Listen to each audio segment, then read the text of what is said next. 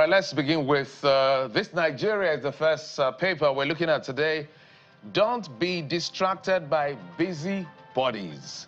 Tinubu to Wike, don't be distracted by busy bodies. Tinubu to Wike.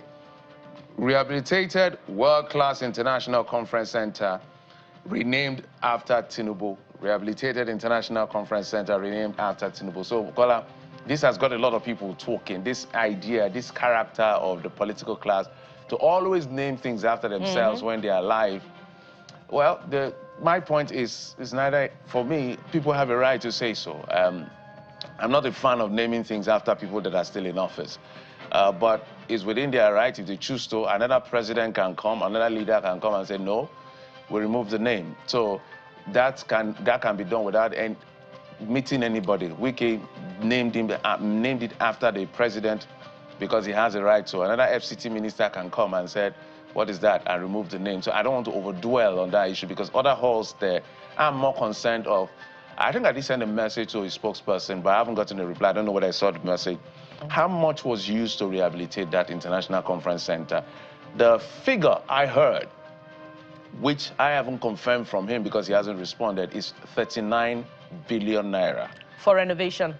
Not for construction ground up. If that figure is true, then this project has to be investigated because I don't know what you will do with 39 billion Nigerian naira.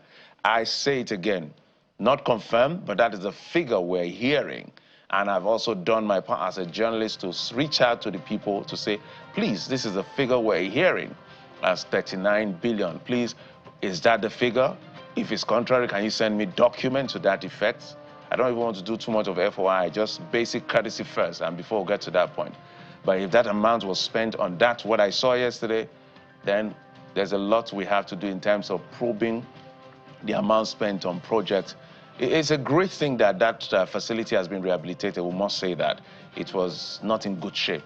And if you know Wike very well, he's very high on infrastructure. And he said he was embarrassed when the Parliament of ECOWAS or so were there last year and the power issues. So he decided, no, we're going to fix this. And he's done it in about 8 months. So commendation must go to him for bringing it up.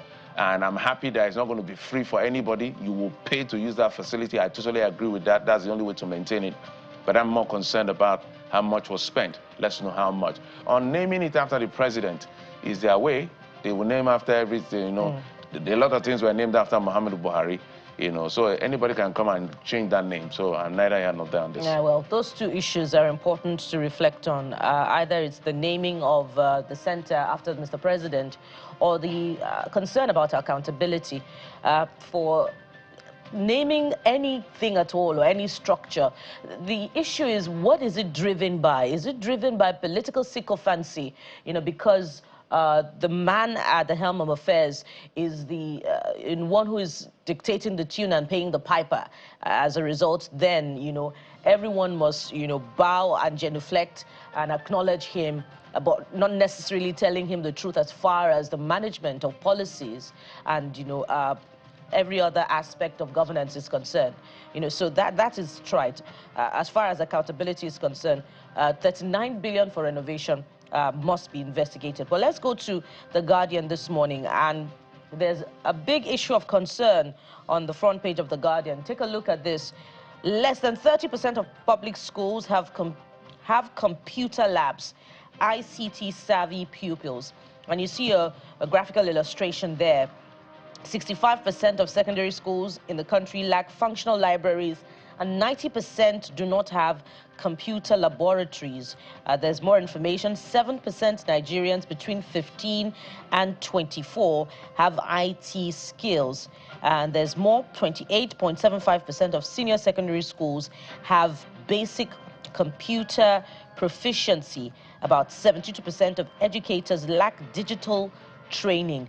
Now, Wike, the West African Examination Council, should be consuming this information and analyzing it as it prepares to implement the CBT test system for Nigerian students who want to write the West African Examination Council. Because this was the concern that we put through to the head of Wike just weeks ago, when the news came up that Wike was preparing to implement the CBT. So if less than 50% of students in secondary schools have computer proficiency, how then do we expect, above average result for the achievement exam? Remember, we were told there's a distinction between an achievement exam and a critical thinking examination. An achievement exam tests for, work putting over a period of time.